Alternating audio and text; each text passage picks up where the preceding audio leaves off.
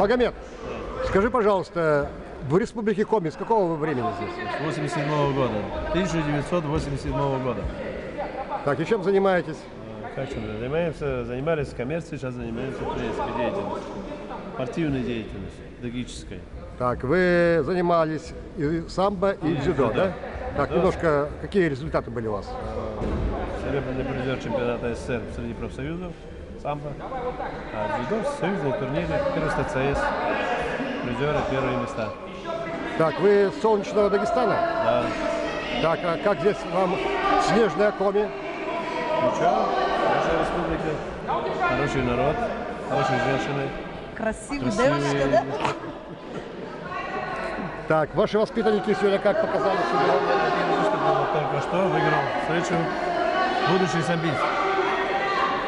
Так, детская юношеская спортивная школа номер 5. С какого времени работаете? Сентября прошлого года. То есть первый год, да, еще? Да, первый год. Такая группа новичковые, но они все уже борются. Уже есть чемпионы, призеры. Так, Тамара, у вас какие результаты? Я уже так устала. У нас Тамара. Так, вы медколледж заканчивали? У нас Тамара Да, у меня два по России образования. уже гуляет. Да. Так, медицинский колледж вы закончили в каком году? В 90-м. Потом СГУ, физкультурное отделение высшее. Ваши подопечные сегодня как выступили? Чемпионы и призеры. Я тренирую только с девочками.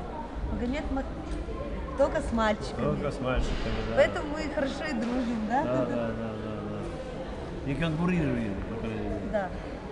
Успехов вам! Спасибо большое.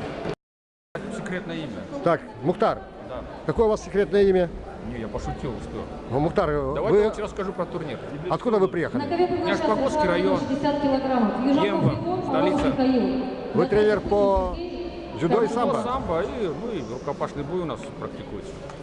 Как вы выступили ваши подопечные сегодня? Так, младший, значит, один первый, один второй, девушка третья, еще один третий. Ну, получается, одно первое, одно второе, два третьих.